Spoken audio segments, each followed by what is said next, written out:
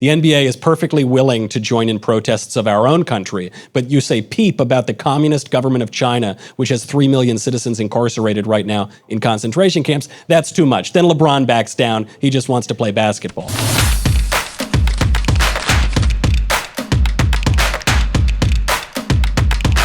The NBA is perfectly willing to join in protests of our own country, but you say peep about the communist government of China, which has 3 million citizens incarcerated right now in concentration camps. That's too much. Then LeBron backs down. He just wants to play basketball.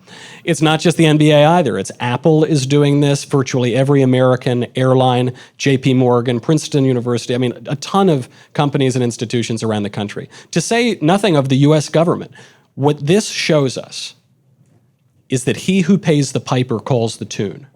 What this shows us is that there's no such thing as a free lunch. You know, we have been, in this country, so happy to take cheap consumer goods from China.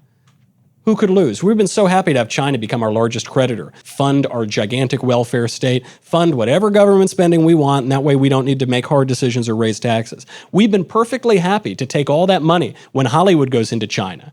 We've been perfectly willing to take all that money when other companies go into China. Except he who pays the piper calls the tune. And now we are censoring movies. In the new Top Gun, they're going to take the Taiwan flag off Tom Cruise's jacket because the communists of China don't like it very much. This shows us how important it is to take China seriously as an adversary. It means that we need to reclaim some of our manufacturing. It means that we need to not recklessly spend our money so that we're not beholden to them for financing all of our debt. And it means that we're going to make some hard decisions that maybe is going to hit our cheap consumer goods. Maybe it's going to mean we have to reform some of our entitlement programs.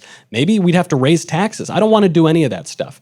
But it shows you the central question of our political era, which is, are we just going to be consumers in a one-world market that has no national loyalties, no ties of affection to community, nothing we really care about other than the almighty dollar, which the NBA right now is sacrificing any principles it once had just to preserve? Is that going to be our future? Or are we going to have a future where we have bonds of loyalty to our countrymen, where we believe in something greater than ourselves, and where we believe in something greater than selling our souls to make a cheap buck?